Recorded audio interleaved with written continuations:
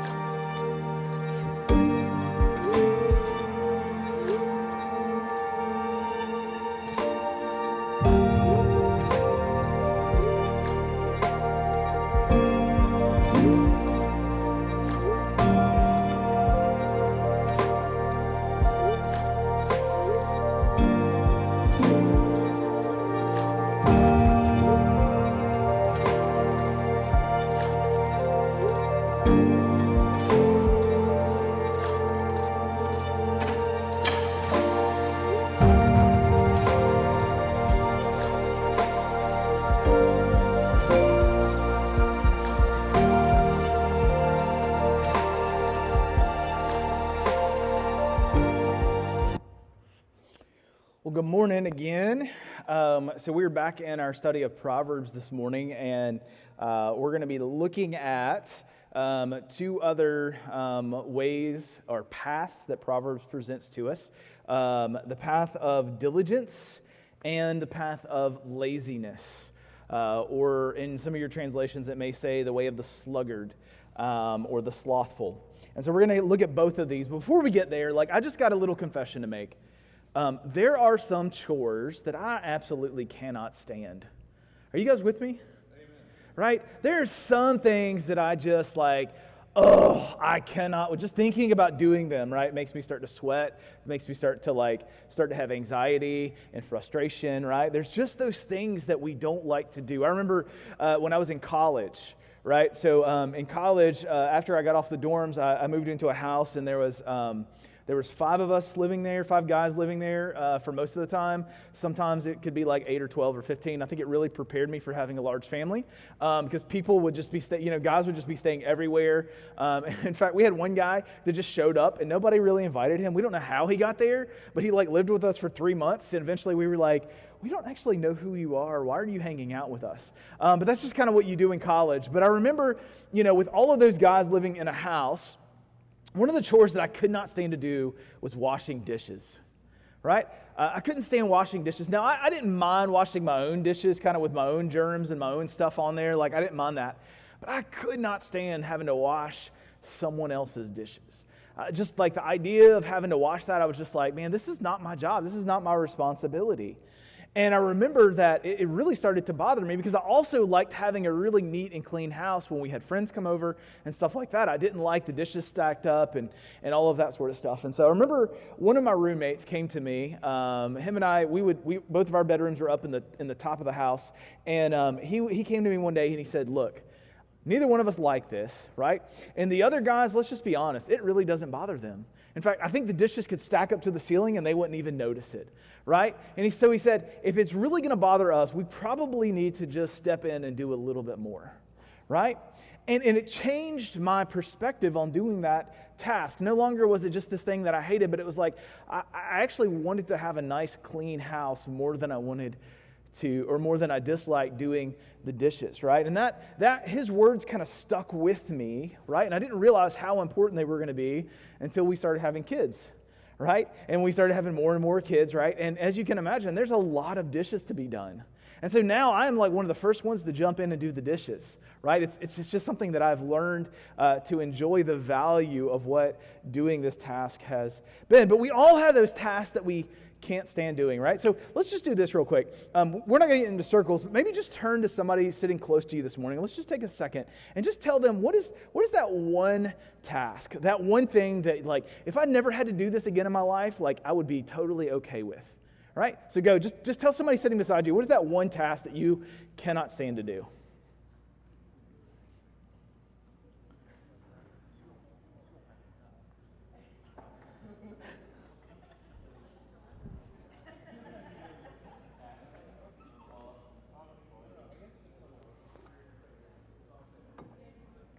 All right, so what are a couple of those things that you guys, what did y'all say? What are some things that you can't stand doing? Y'all just shout it out for a second. Dishes, somebody else with the dishes, right? I mean, if we could just eat on paper plates the rest of our lives, we'll be all right with it. What else? Cleaning your, Ansel, I hear you, man. Cleaning your room, yes. Laundry, all right. Noah, I hear you, man. I don't like laundry either. Not only do you have to wash it, but then you got to fold it and then put it away. Sam, anything? Sam, I'm waiting. Yes, I knew, when I was thinking about this question, I thought about my friend Sam, and I thought, he's going to say mowing the yard, the grass, right? When you guys think about, I mean, when we think about it really, we spend all this time and money and effort to plant this weed that grows up that we have to just take care of for the rest of our lives, right? I mean, that's true, but then you start to lose your children and looks down on that and you can't see them, and it's good. You like doing laundry? That's awesome. You like what? Okay. Well, there you go. Ansel, you can come over anytime, my friend. We always have plenty of dishes to do. Well, this morning, as Truett already read for us, Scripture has something to say about our work. In fact, as we know, in the very beginning, right, God told us that part of our responsibility as humanity corporately was to take care of the earth, right? To have dominion and subdue it, and to take the wildness out of it, and to actually bring it into something beautiful and wonderful. And so the way in which we would do that was out of work. And so work is part of our story, right? But we all have a different perspective on it. And I think what Proverbs says collectively about the way that we work, right? It sets up that there's two paths for us, right, as we keep saying. There's the path of foolishness, right, which Proverbs is going to say is the lazy person, right, who sees work and says, no, I want no part in this, right? Even the good stuff about work, I want no part in this. And then it also presents the second path, which is that of diligence, and talks about the value, right, of putting effort into something over the course of time. In fact, the passage that Truett just read for us, if we back up just a few verses, beginning in verse 6, right, Solomon makes note that you can even see the value of work, not just in humanity, but then all of God's creation. Listen to what he says. This is Proverbs 6 through 11, excuse me. He says, go to the ant, O sluggard, right? Like if you need something to be an example of what hard work is, look at the ant. Consider her ways and be wise. Without any chief, officer, or ruler, she prepares her bread in the summer and gathers her food in the harvest.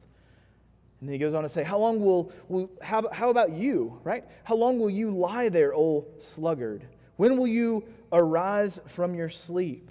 And then he goes on to put this nugget of wisdom in there, right? A little sleep, a little slumber, a little folding of the hands to rest, and poverty will come upon you like a robber, and want like an armed man, right? That's our memory verse this week, right? It doesn't take much just taking it easy. It doesn't take much lack of effort or laziness. And before you know it, you're not going to have what you need, right? And we see this throughout creation. God has made us to be people and creatures that are to work, and that there's a value in that. And so this morning I want to just quickly kind of lay out these two paths for us. What's the result of these two paths? The lazy path and the hard, and then the diligent path. And then I want to kind of lay out then some more practical things as we go along. I also want to say this morning, I got a lot of this from a sermon from a guy named Ben Falconer. I just want to kind of give credit to him because it was just so insightful the way he was able to kind of put this together. It really helped my brain be able to kind of wrap my mind around all that Proverbs had to say about this idea of laziness and diligence. And so first, the path of laziness, right? What's the result? If we decide to go down this path of laziness, what is the result? What does this path lead us to? Well, number one, we're going to see that it's going to bring pain to yourself. There's going to be pain that you bring into your own life. Just a couple of verses that highlight this. Proverbs 15:19 says, "The way of the sluggard is like a hedge of thorns, but the path of the upright is a level highway." right? Proverbs 10:4-5 says, "A slack hand causes poverty, but the hand of the diligent makes rich. He who gathers in the summer is a prudent son, but he who sleeps in the harvest is a son who brings shame." Finally, Proverbs 19:15 says, "Slothfulness cast into a deep sleep, and an idle person will suffer hunger," right? This idea that if we walk down and embrace this life of laziness that Proverbs is talking about, right? It's going to bring pain into your life. That may come from need. It may come from lack of missing opportunities. It can come from a whole lot of different places, but it's going to bring pain in your life. But then secondly, not only is it going to bring pain in your life, but it's also going to bring pain to others, to those that are around you.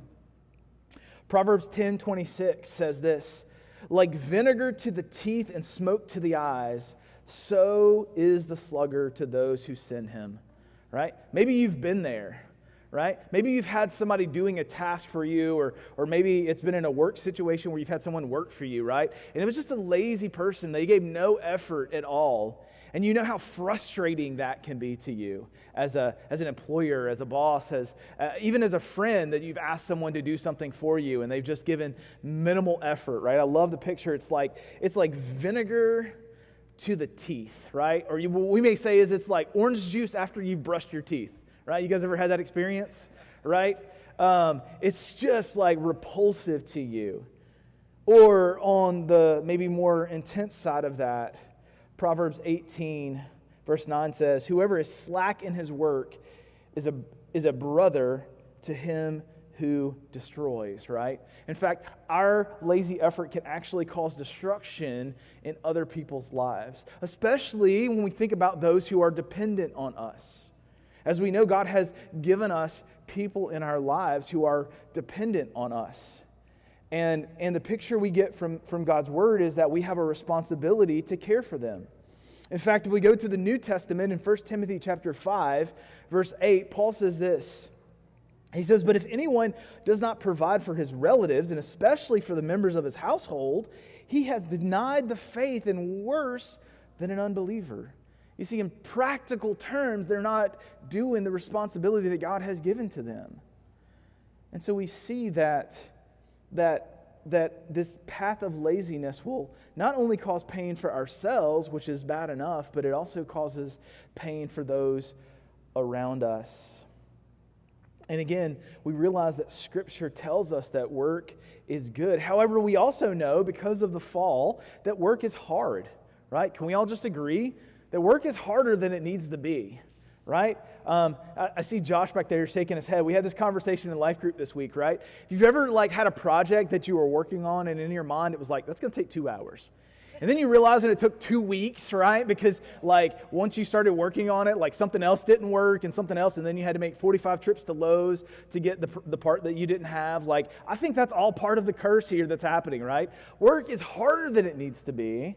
But yet at the core of how God intended work to be, God says in Genesis 1:31, after He's looked at all of His creation, and including telling humanity that they needed to rule and to reign over it, He says that it was all very good.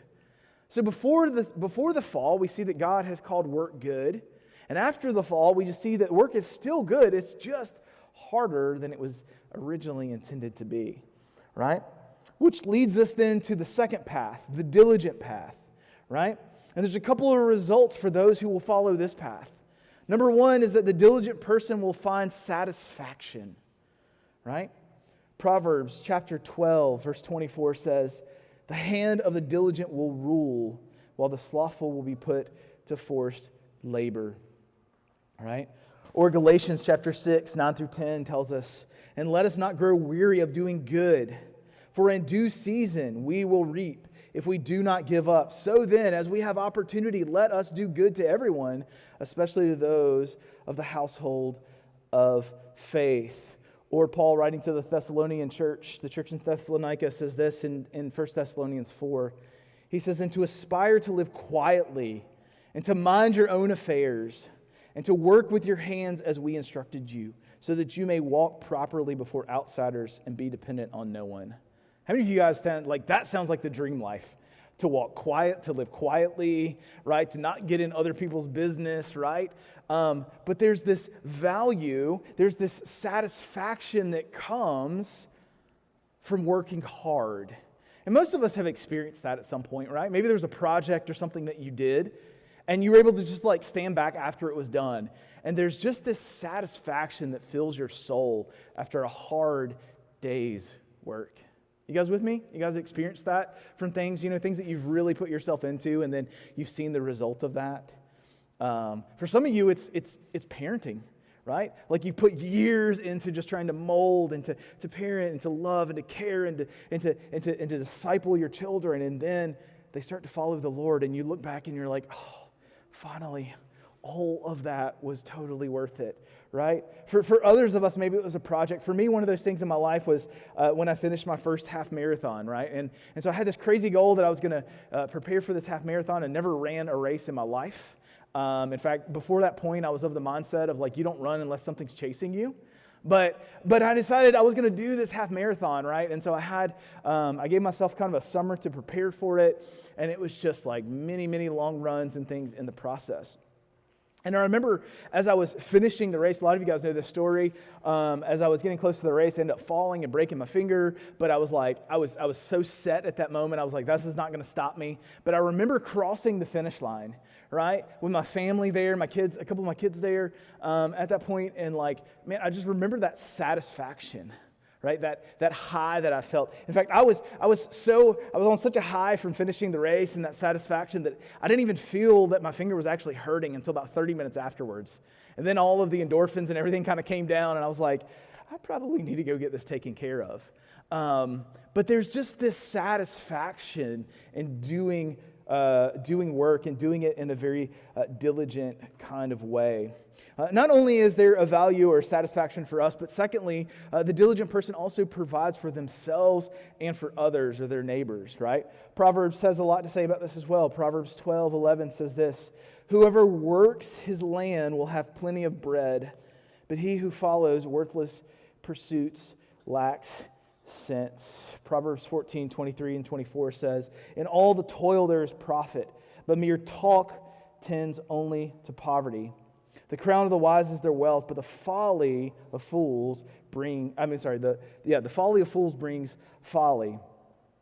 Or in Acts chapter 20, verse 35, it says, "In all things I have shown you," right, "that by working hard in this way, that we must help the weak and remember the words of the Lord Jesus, how he himself said it is more blessed to give than to receive." You see, for those of us that work hard and we've come under the discipleship of Jesus and we've placed our lives under Him, we realize that we're also not just called to love ourselves, but as Jesus would famously say, love your neighbor as yourself, right? And so we have a responsibility not just to work hard for ourselves, but also to provide for others. And so there's a great value in working hard, but there's also a little warning here too, right? There's this subtle warning for some of us, right, to not turn hard work into an idol, right? To not just become what we would call a workaholic where we find our value in the work, right? But that we see that work is a good thing. In fact, in Proverbs chapter 16, verse 3, it gives us some really good wisdom on how to view work. It says, "Commit your work to the Lord, and your plans will be established," right? Realize that even in my work and my labor that I do it and I give it to the Lord, because ultimately He's the one that's going to establish that. Or Colossians 3:23 that says, "Whatever you do, work heartily as for the Lord and not for men," right? And so we realize that we have to be careful, even with hard work, that we don't turn it into some sort of idol in our life or something that we spend all of our time that consumes everything, right? But there's certainly a value in working hard, right? And we've all probably experienced both of those, right? In seasons of life or in certain phases, or maybe we know people, right? That some that choose the lazy path and some that choose the diligent path. I was reminded this week as I was preparing for this of Newton's first law of motion, which states this, that an object in motion remains in motion, and an object at rest remains at rest. You see, this law of motion doesn't just have to do with objects, it actually has to do with people as well, right? In fact, some people are more naturally driven to complete projects while others are more apathetic, requiring motivation to overcome the inertia. Laziness, a lifestyle for some, is a temptation for all. You see, here's what it looks like in practical terms, I think, for us, is that for some of us, we're more wired to be a go-getter. We're more fast-paced. We're more wired to always be looking for the next thing. And so laziness is not as much by nature of a challenge for us, even though it can be from time to time. But for some of us, right, we're a little bit more easygoing. Like some of us, we're okay if that project doesn't get done or that thing doesn't get done immediately, right? But no matter who you are this morning, no matter what way God has wired you or what type of person that you are, we all have to be careful that we don't fall into the temptation of laziness. Because it can happen. It can happen to all of us, right? So our first kind of discussion question this morning that I want us to spend some time talking about together is this. What type of person do you tend to be? More driven or more relaxed? We'll call it that. That's for those of us that are more relaxed and laid back, like we can own that, right? We're a little bit more laid back, right? How have you seen the value of hard work in your life, and how have you felt the struggle of being lazy? Okay, so it's going to be our first discussion question this morning. For our kids, they're going to be in the back with Mr. Sam, Miss Cassandra this morning. And here's the question they're going to ask. What is your favorite chore to help out with? Some of you guys already shared some of that. What makes this so hard for you? And what happens if you chose not to do this, right? Let's kind of look at that, and then they're going to talk about what is the payoff of doing hard work, okay? So let's take a couple minutes together, and then we'll come back and we'll look at some more practical advice that Proverbs gives us in following the path of diligence. Hopefully that was a very diligent discussion question for you guys. It's okay. I'll be here all week. So kind of bringing it back in, right? So how do you know, right? How do you know if your life tends to be, you tend to be a more lazy person? Because in my experience, even in my own life, there's times that I've been lazy about something. I've usually been the last one to realize it. It's usually someone else that has to come to me and say, hey, you're dropping the ball on this. You're not doing what you need to do, before I can actually notice that, right? Because I'm so caught in that kind of mindset that I don't even see it. So here's a couple of just things, indicators in your life that may be that, hey, laziness may be creeping into your life. And there's Proverbs, I got some passages from Proverbs that kind of go along with this idea. So number one is I have a hard time starting things that need to get done. Right? I have a hard time starting things that need to get done. Proverbs 20 verse 4 tells us that the sluggard does not plow in the autumn. He will seek at harvest and have nothing, right? I want to put that effort in. Or in Proverbs 24, verse 30 through 34, Solomon, right? He's out in his kingdom and he observes this. He says, I passed by the field of a sluggard, by the vineyard of a man lacking sense. And behold, it was all overgrown with thorns, and the ground was covered with nettles. And its stone wall was broken down. Then I saw and considered it, right? I noticed what I looked at, and I looked and received instruction. And this is his conclusion: a little sleep, a little slumber, a little folding of the hands to rest. It goes back to our memory verse. And poverty will come upon you like a robber, and want like an armed man. Right? This idea, right? That instead of doing what I need to do, right, I just kind of keep putting it off, right? We call that procrastination today. And many of us, we struggle with that. And even for some of us, right, we even say that that's my personality type, right? Some of us, we think, like, I just operate so much better when I'm under pressure, right? But if we're really honest, it's probably just an excuse because we just want to put things off, right? Nobody actually operates better when it's like under pressure, right? And I remember this was really big for me when I was in college. Right? Because in college, for whatever reason, I decided to take an online class which with my personality type, I'm a procrastinator by nature. All right. And so my personality type does not do well for something where you're having to be self-disciplined about getting things turned in. And so in this class, all of our work each week was due at midnight on Sunday, was when all our stuff was. And so just about every week, it would be 10 o'clock on Sunday night before I even got started, right? And I'm racing the clock to get the work in. And of course, any of you that have ever operated this way, you know that you don't give your best when you're on that kind of timeline. In fact, I remember that also came to play in another one of my classes. I had a paper due Monday morning, and so instead of starting Friday night, which would have made a lot of sense, and have the whole weekend to work on this paper, I decided instead I was going to play Halo with all of my roommates and drink Mountain Dew Friday and Saturday and Sunday. And then at like 10 o'clock Sunday night, I was going to start this paper. And I remember waking up sometime around like 5, 6 a.m. Monday morning, because I'd fallen asleep writing this paper at my or in my chair.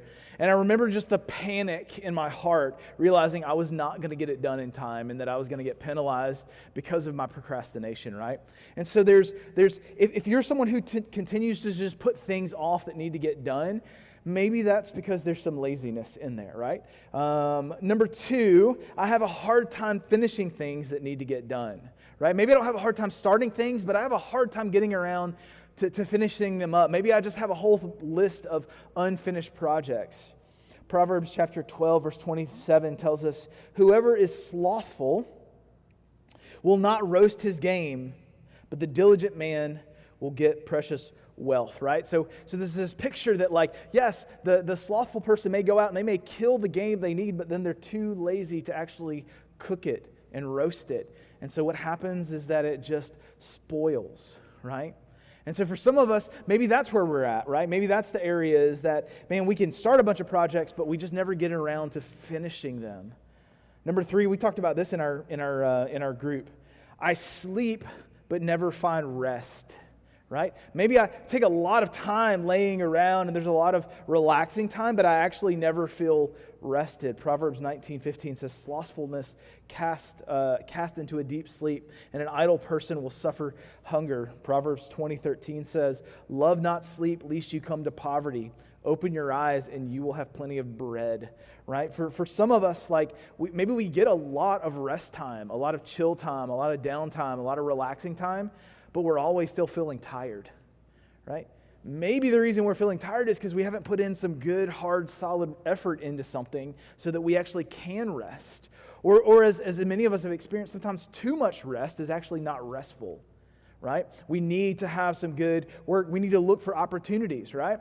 And if you don't have enough things happening in your life to keep you busy to do that diligent work, maybe look to see what's happening in your friend's life, in your neighbor's life, in your family's life that you could help them out with. Number four, I think this one can be really big. I make excuses for everything, right? Maybe people are asking you to do things, but there's always an excuse of why you can't do it. Proverbs 22:13 says, "The sluggard said, 'There is a lion outside. I shall be killed in the street.'" Now, this is a pretty good excuse, right?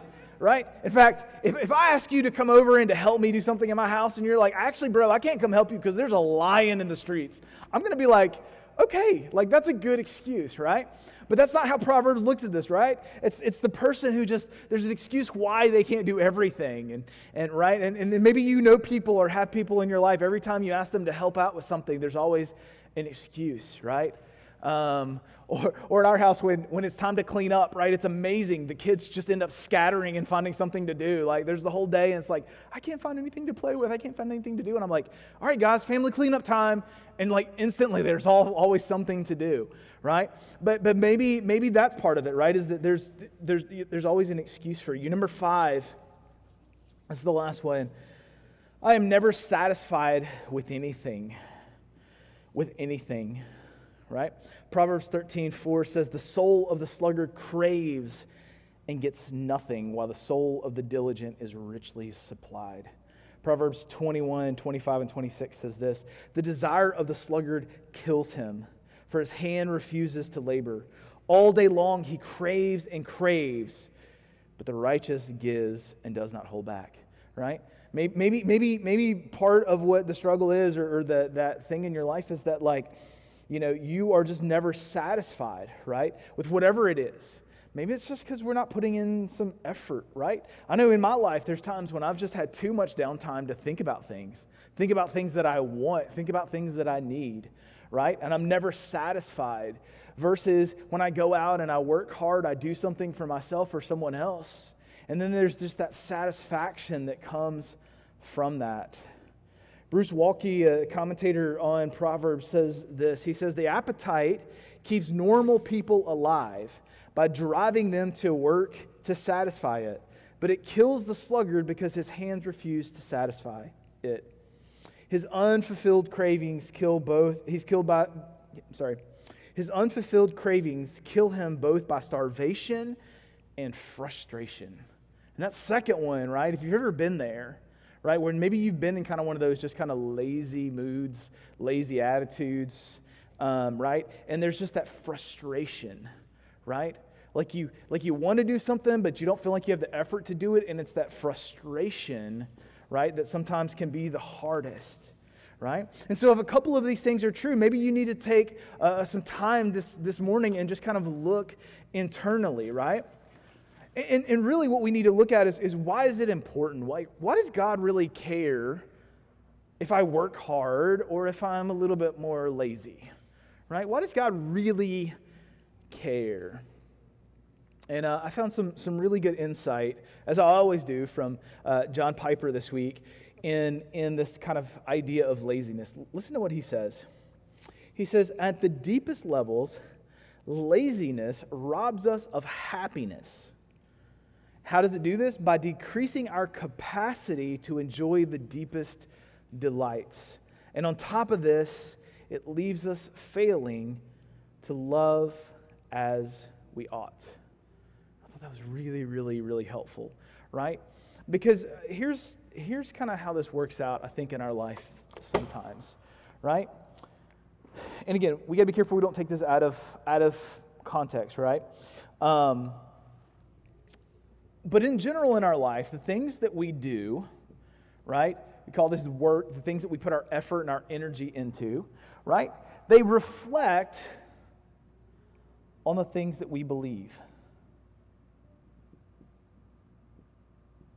Right? And so we see this in our lives, right? Like the things that I'm going to invest my time working in and doing is something that I believe in, right? If I believe that my lawn needs to be cut, then I'm going to take the time to do it. If I don't believe that it needs to be cut and we should just let it be a jungle out there, then I'm not going to do it, right? And so we see the correlation, right? Well, then we take it a step further and we start to look at the things that we believe. The things that we believe also reflect on what those inner desires are, right?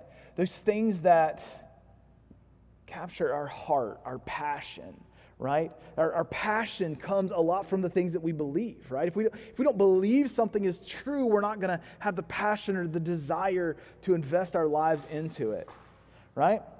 And ultimately, those desires, those things that we desire or care about, are ultimately a reflection of the things that we love, right?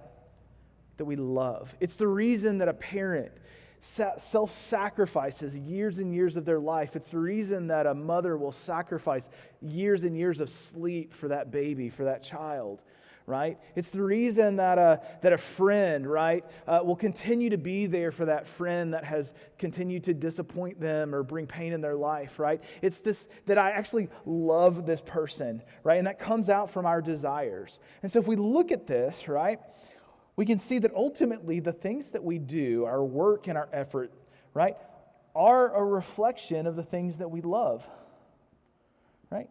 In general, we are not going to put our effort and energy into the things that we don't love. And so this is why it's so important. When we're lazy, and especially when we're lazy and not doing the things that we need to do for those that we love, why it's such an issue. Why it's such an issue, right? Because we need to think about and reflect on, right? God has called us to not just to love ourselves, but to love others, right? And so if we're continually being lazy and not willing to help other people out, then it's also kind of a reflection of how much we love other people. And in turn, it's also a reflection of how much we love or don't love God, right? Because God has told us that one of the ways that we show our love for God is by loving other people. And so if we continue to be lazy and not find opportunities to care and to serve and to be there for other people, then we are also lazy, right? And so this week I want to draw our attention. I want to draw our attention back to a story, back to some words that Jesus shared, right? Because we've said throughout the book of Proverbs that we want to go back and we want to land on the person of Jesus, because Jesus is really that picture of wisdom wrapped in flesh, right?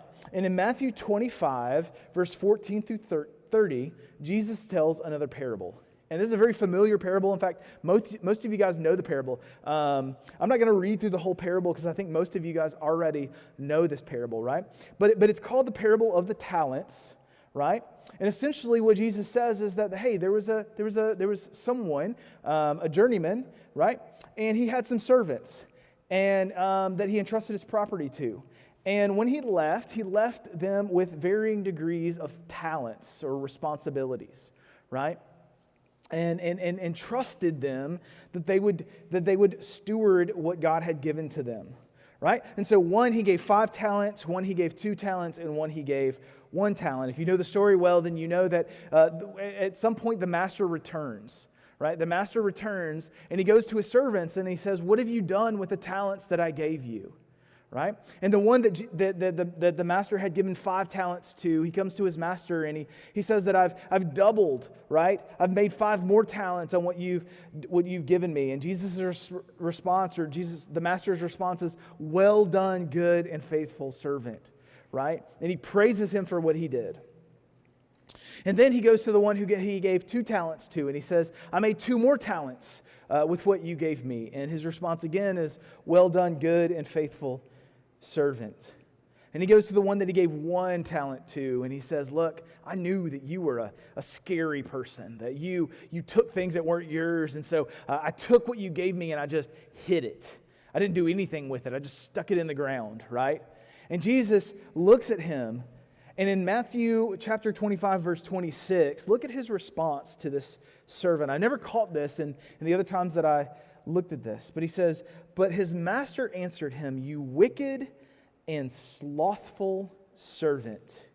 You knew that I reaped where I did not sow and gather where I did not scatter. Then you ought to have invested my money with bankers, and at my coming back I would at least gotten some interest on it.' And so he takes the talent from him and he gives it to the one who has 10, right? But notice his response. One, he calls him wicked, right? He calls him wicked. But secondly, he calls him slothful. He says, "You were lazy with what I gave to you." And I think sometimes where this needs to hit home for us is to realize that God has given us talents. He's given us responsibilities. He's given us resources. He's given us the ability to work. He's given us our physical capabilities to be able to do work. He's given us financial resources. He's given us time. And to think about, what are we doing with that? Are we taking it down the lazy path that just comes up with a bunch of excuses of why I'm not doing anything with what God has given me? Or do we go down the path of diligence, like the servant who had the 5 talents or the 2 talents, so that our master, the Lord, is going to look at us one day and say, "Well done, good and faithful servant"? You see, what are we doing with what God has given to us? I think this is where it really gets practical for us this morning, right? Not just about, do we cut our grass? Not just about whether or not, our house is a mess, or we do this or that or the other, right? But when we start to think about the investment that God has given to us, right? The things that God has called us to steward in our life. Are we going to work hard for the Lord and do everything for His honor and for His glory? Or are we just going to kind of just do like that one wicked, slothful servant did, and we just kind of put it in the ground and just kind of squander what God has given to us, right? Because I think that's really where the application comes from. Are we going to be obedient or disobedient? I was reminded this week of the words of Thomas A. Kempis, and I think this is really key. He says, instant obedience is the only kind of obedience there is. Delayed obedience is disobedience. Whoever strives to withdraw from obedience withdraws from grace. Right? This idea that God may be calling us to do something with our life, what are we doing with it, right? Are we investing it well? Are we working hard? Are we putting in effort in all the things that God has given us to do? Or are we just making excuses? Are we just procrastinating? Or are we just being lazy with what God has called us to do? A couple of areas of application this week, right? Because I think this, to a degree, this is universal. Like there's areas of our life that maybe we are struggling in, right? One of those areas that it could be we need to put more effort and work into is our relationship with God, right? We've talked a lot about our work ethic and things that we've done, but this can also fall into our relationship with God. We can become lazy in our relationship with God. And so, I want us to think about this week. What is one area in your relationship with God that you have become lazy in, right? Maybe it's that prayer time, right? Maybe that's just the thing that kind of gets pushed to the back and then just kind of never happens on a day-to-day basis. Or maybe it's your time in the Word with God, or maybe it's one of the spiritual disciplines like fasting or silence or solitude or just getting that time alone with God, right? What is that thing for you this week that you realize that, you know what, I've gotten lazy, not just in my work, but also in my relationship with God? I think, too, it can happen on a relational level, right? And there's conversations that we put off. There's people that we put off, right? And so maybe this week you're thinking about what is one conversation that I've put off that I need to have. Maybe it's with a lost friend or family member, right? Maybe it's something that with a coworker that I've just not wanted to have to deal with, and I've just kind of put it off because I just didn't want to invest the energy and the effort into that, right? But what is one conversation? So what is one thing in your relationship with God? What is one conversation? And then number 3, as we've been talking a lot today about, what is one task that you've put off? Maybe it's something that you've just been saying that you were going to fix. Maybe it was something you started and you haven't finished. Or maybe it's someone you know needs some help, right? But maybe you've just been too busy or too lazy or whatever you want to call it with your own stuff that you haven't had time to do something for someone else. And so maybe that's where you need to focus some time on this week. I want to kind of finish our time by encouraging us with Paul's words in Romans chapter 12, verse 11, as he's writing to the church, right? And he's giving this beautiful picture of what the church looks like as they share life together. And he says this in chapter 12, verse 11. He says, "Do not be slothful in zeal, but be fervent in spirit, serving the Lord." Right? And I love how the New American Standard translates this. It says, "not lagging behind in diligence." Right? Not lagging behind. And that's the encouragement this week, is that we're not lagging behind in doing those things that God has called us to do, but yet we are being fervent in the Spirit, finding ways in everything that we do, right? And here's the cap on top of all of it this week, guys. Here's the cap. If we don't get this, we've missed the whole thing, right? Because we can go this week and we can and just kind of do these things, right? We can just go and have our Bible time. We can go and pray. We can go and have conversations with people. We can go and do a task. But if we don't do it as a way of serving the Lord, we've missed the whole point behind it, right? And all that we do, as Paul says in Colossians, in all that we do it for the glory and the honor of the Lord, right? And so it's not work just for the sake of work, but it's actually to bring glory to the Lord. And so this morning, that's where I want to challenge you guys this week to think about what are those things that you've been lagging behind in being diligent in. And what has God spoke to your heart, maybe during our discussion time or maybe during something that we read or something that was said this morning, right? And that you take the opportunity to live that out this week, to work on those areas, to do those things that need to happen.